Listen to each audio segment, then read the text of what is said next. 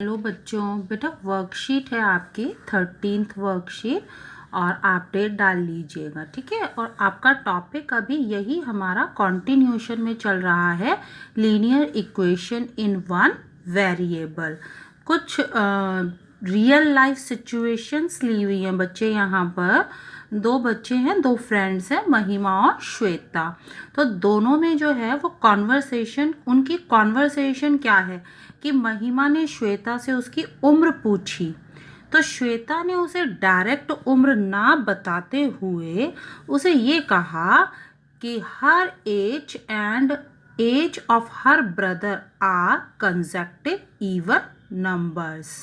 इसका अर्थ क्या है, पहले हम ये फटाफट से जान लेते हैं। कंसेक्टिव संख्याएं कौन सी होती हैं? जो बिना गैप के आती हैं, जिनमें अंतर नहीं होता, एक के बाद एक लगातार। और इवन नंबर आपको पता ही है, इवन नंबर कौन से होते हैं? Divisible by 2।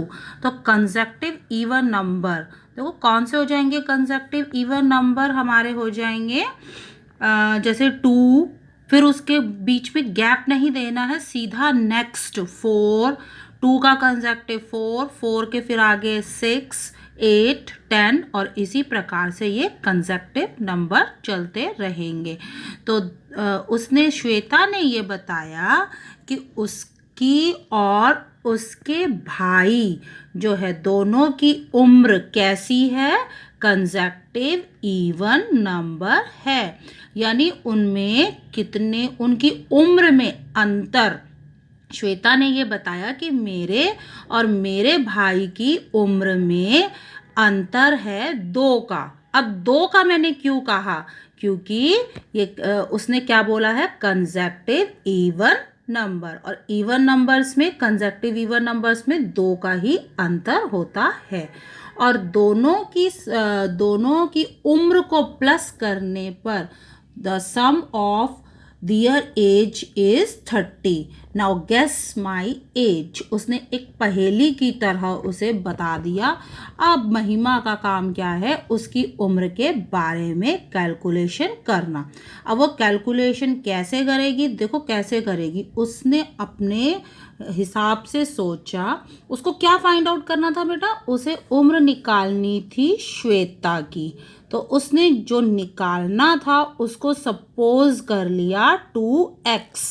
ठीक है, 2x सपोज कर लिया।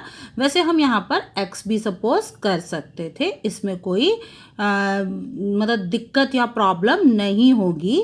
आप कहोगे आमतौर पर तो मैम आप x सपोज करते हो, तो x भी आप सपोज कर लेते। एज ऑफ हर ब्रदर, अब जब श्वेता की उम्र 2x है तो उसके भाई की उम्र कितनी हो जाएगी? और 2x प्लस 2। क्यों 2? क्यों हमने उसकी उम्र में 2 और अधिक, यानी श्वेता और उसके भाई में 2 साल का अंतर था, इसलिए हमने 2 और प्लस कर दिया। अब बेटा मैंने आपको फिर मैं बता रही हूँ, अगर आप श्वेता की उम्र केवल x मानोगे तब भी उसके भाई की उम्र कितनी हो जाएगी? x plus 2। Now according to question, उन दोनों की उम्र को जोड़ने पर, तो दोनों की उम्र हमने ऐड कर दी तो आता है 30। तो इस प्रकार से ये समीकरण, ये इक्वेशन बन गई। तो यहाँ पर हमारा 2x plus 2x 4x plus 2 equals to 30, और ये 2 बेटा राइट हैंड साइड में चला जाएगा, तो जगह बदली, निशान बदला, 28 हो गया। और ये जो ये 4 मल्टीप्लाई है x के साथ में, ये अपॉन में जाएगा, ये माइनस नहीं होगा। तो इस प्रकार से हमारा x निकल गया 7। अब श्वेता की उम्र कितनी हो जाएगी? श्वेता की उम्र कितनी थी? 2 मल्टीप्लाई x, इसलिए बेटा हमने यहाँ पर भी 2 मल्टीप्लाई 7 किया। डायरेक्टली हम ये नहीं कह देंगे 7 है, 7 नहीं थी बेटा, 2 से और मल्टीप्लाई होना है। तो इस प्रकार से उसने श्वेता की उम्र की कैलकुलेशन कर ली। अब सेकंड क्वेश्चन हमारा है, Parveen has ₹180 180 in piggy bank. उसके पास पिगी बैंक है और उसमें कितने रुपए हैं? टोटल रुपए, कुल रुपए सारे मिलाकर बने हुए हैं 180 rupees. He told to Daksh that his piggy bank, उसने अपने फ्रेंड को बताया कि उसके पिगी बैंक में केवल कितने रुपए वाले कॉइन्स हैं? 2 रुपीज के और 5 रुपीज के। मतलब उसके पिगी बैंक में केवल 2 रुपए के सिक्के हैं या 5 रुपए के सिक्के हैं।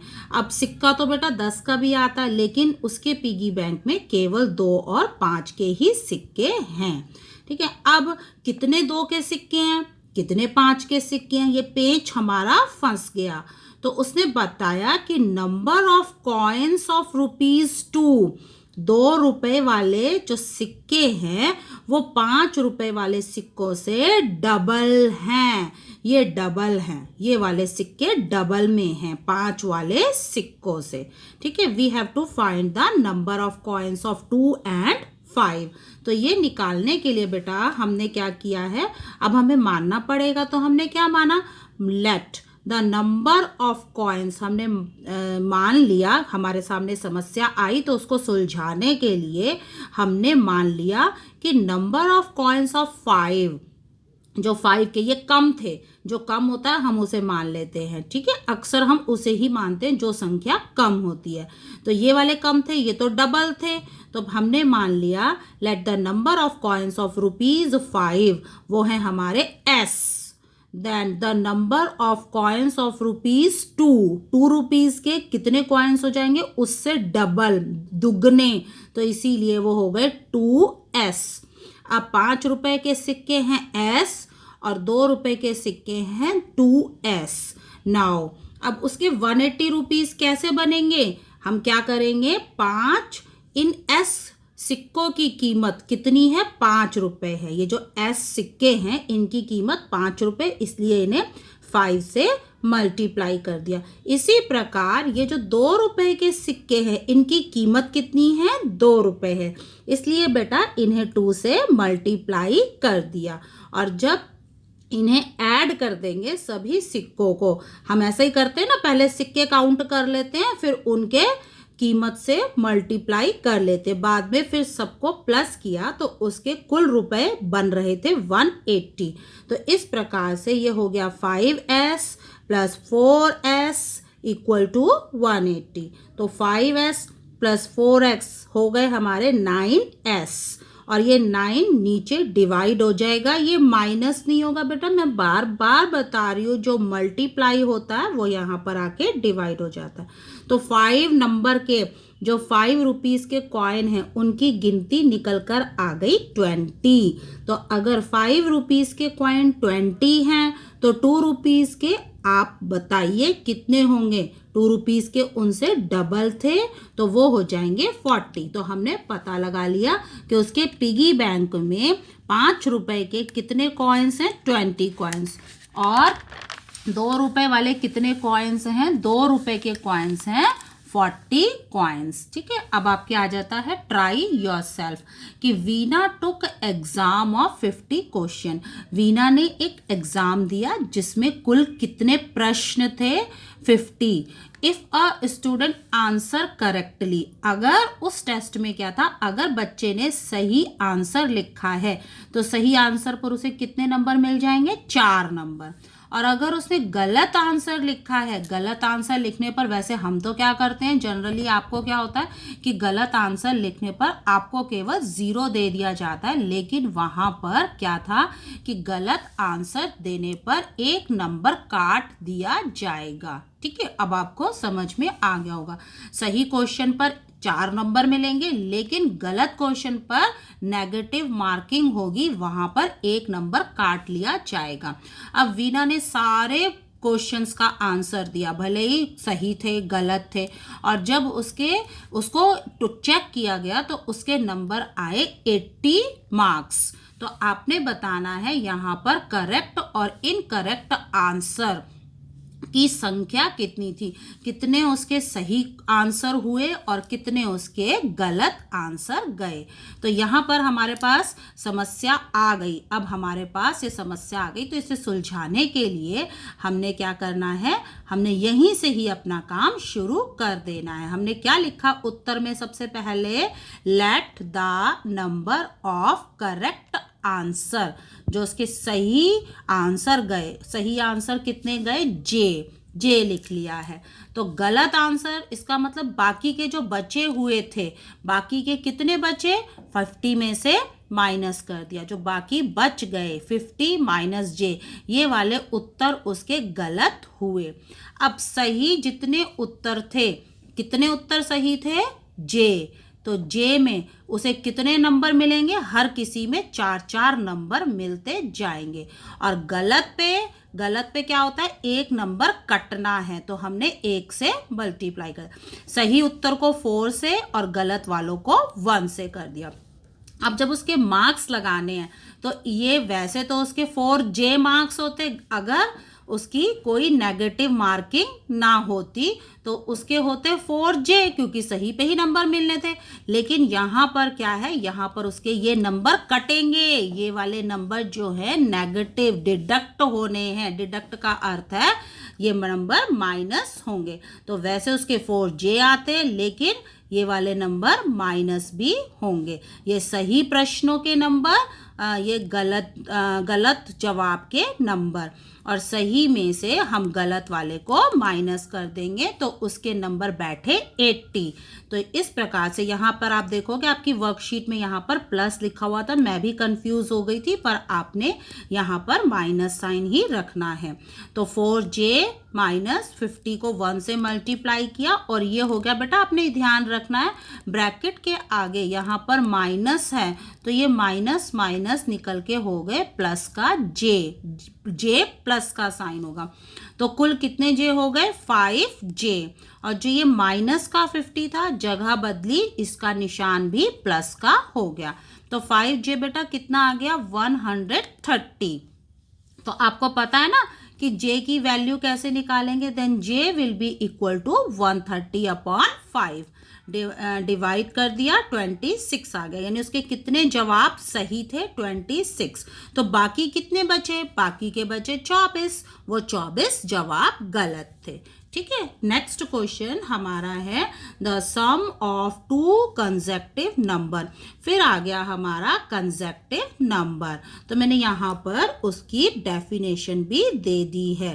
The number which follow each other in a order without any gap from smallest to largest, यानी जिनके बीच में कोई गैप ना हो, उन्हें कहते हैं हम कंसेक्टिव नंबर्स। ठीक है, the sum of 2 consecutive numbers which were divisible by 7।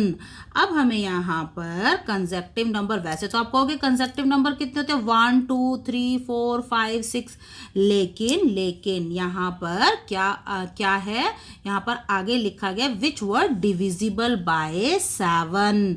तो आप याद कीजिए सबसे स्मॉलेस्ट नंबर कौन सा होता है which is divisible by 7, वो होता है हमारा 7 से ही तो स्टार्ट होंगे ना, 1 से लेकर 6 तक की संख्याएं 7 से डिवाइड नहीं होती।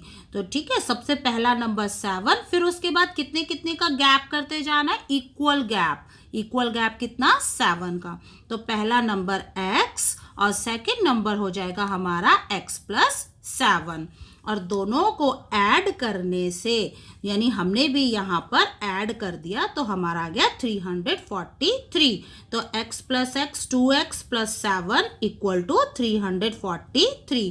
बेटा ये प्लस का 7 है, यहाँ जगह बदली, निशान बदला, तो 2x इक्वल टू 336, और x मैं वापस फिर से बता रही हूँ, ये मल्टीप्लाई है ना 2, तो ये डिवाइड होगा, माइनस नहीं होगा, तो इसको कैंसिल करके आ जाएगा 168। यानी हमारा पहला नंबर x वो है 168, और दूसरा नंबर कैसे निकलेगा, उसमें 7 और प्लस करके 175।